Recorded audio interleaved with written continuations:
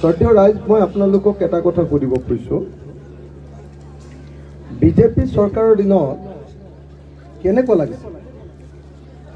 আমিতো 2016, 2021 দুবাৰ ভোট দিলোঁ, লোকসভাত 2014 ভোট দিলোঁ, 2019 ভোট দিলোঁ, বিজেপিৰ দুবাৰ নৰেন্দ্ৰ মোদীৰ শাসন চালোঁ আৰু দুবাৰকে আমাৰ ৰাজ্য চৰকাৰৰ শাসন চালোঁ। কেনেকুৱা লাগিছে? ভাল লাগিছে নে বেয়া লাগিছে? সঁচা কথা কওকচোন, একচুৱেলি কেনেকুৱা লাগিছে? বিজেপিৰ শাসন কালটো কেনেকুৱা লাগিছে?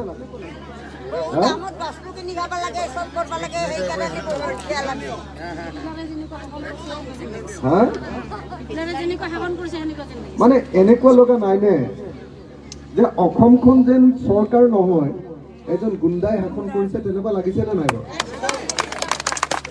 হয় নহয় বাৰু? হিমন্ত বিশ্ব শৰ্মা যেন অসমৰ মুখ্যমন্ত্ৰী নহয়, অসমৰ এটা গুণ্ডা গেঙৰ তেওঁ যেন মুৰব্বী, তেনেকুৱা লাগিছে নে নাই? হয়নে নহয়? আপোনালোকে চাওকচোন, হয়নে? কোনো কথাতে আপুনি দেখিবলৈ পাব মুখ্যমন্ত্ৰীৰ গাম্ভীৰ্যতা নাই।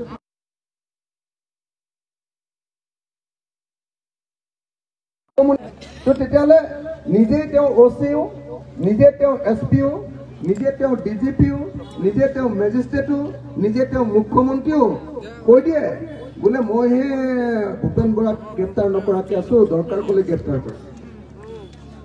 আৰে বাৰু মুখ্যমন্ত্ৰীয়ে গ্ৰেপ্তাৰ কৰিব পাৰে জানো? হয়নে? যদি কোনোবা এটা কেছ লাগে তেতিয়াহ'লে পুলিচে কেছটো পাব, পুলিচে IO এজন দিব, ইনভেষ্টিগেটিং অফিচাৰ এজন দিব, ইনভেষ্টিগেটিং অফিচাৰজনে কেছটো সঁচা নে মিছা চাব, আৰু চালে যদি দেখে যে এইটো বৰ বেয়া কাম, গতিকে এইটোত এৰেষ্ট কৰিবই লাগিব, আৰু যদি চাই যে এইটো ইমান ডাঙৰ কাম নহয়, এইটোত আমি এৰেষ্ট নকৰিলেও হয়, তেতিয়াহ'লে IO জনে ইনভেষ্টিগেটিং অফিচাৰজনে সিদ্ধান্ত ল'ব। এইটোৱে হ'ল আমাৰ চৰকাৰ চলোৱাৰ নিয়ম, হয়নে নহয় বাৰু? এতিয়া নিয়মটো কি? এতিয়া নিয়মটো হ'ল যদি চৰকাৰে বেয়া পালে তেতিয়াহ'লে গ্ৰেপ্তাৰ হ'ব, আৰু যদি চৰকাৰে ভাল পালে তেতিয়াহ'লে পৃথিৱীৰ আটাইতকৈ বেয়া কামটো কৰিলেও পুলিচে গ্ৰেপ্তাৰ নকৰে। হয়নে? আপোনাৰ এনেকুৱা পৰিস্থিতি হৈছে যে নিমখৰ দাম আগতে আছিলে 3 টকা, এতিয়া নিমখৰ পেকেট নিমখৰ দাম হ'ল 30 টকা। হ'লনে? যেতিয়া অখিল গগৈয়ে কয় যে নিমখৰ দাম কিয় ইমান বঢ়াইছা, তেতিয়া কয় যে অখিল গগৈ ৰাষ্ট্ৰদ্ৰোহী। হয়নে? অখিল গগৈ মুছলমানৰ পক্ষ, এনেকে কয়নে? অখিল গগৈ দেশদ্ৰোহী, অখিল গগৈ হিন্দু বিৰোধী।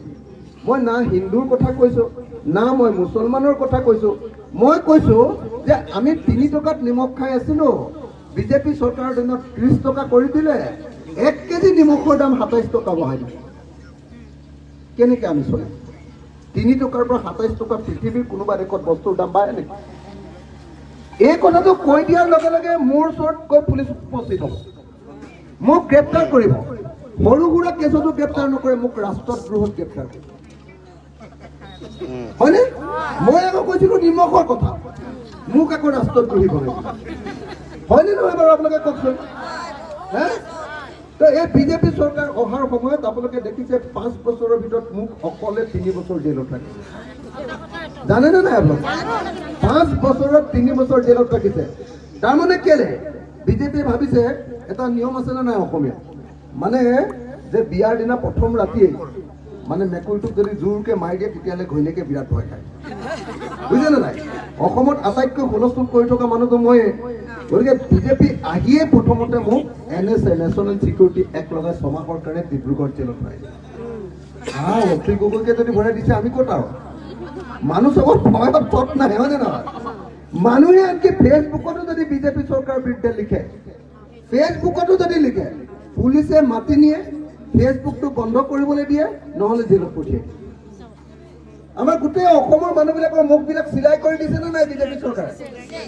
দিছেনে নাই? আপোনালোকে সঁচা কথা কওকচোন, দিছেনে নাই? কোনো মানুহে কথা ক'ব নোৱাৰে।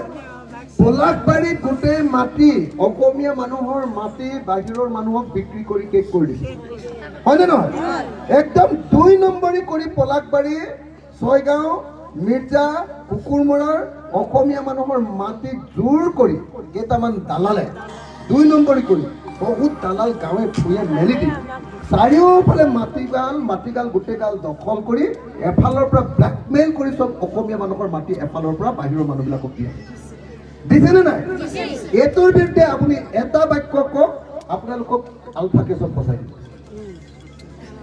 হয়নে নহয় কওক আপোনালোকে হয়নে নহয় কওক একদম এই বিজেপি চৰকাৰখনৰ দিনত আমাৰ মুখখন চিলাই কৰি দিছেনে নাই দিছে বিজেপি চৰকাৰখনৰ দিনত অসমৰ মুখ্যমন্ত্ৰীজনে মুখ্যমন্ত্ৰীৰ নিচিনাকে কাম কৰা নাই অসমৰ মুখ্যমন্ত্ৰীজনে গুণ্ডাৰ লিডাৰৰ নিচিনাকে কাম কৰিছে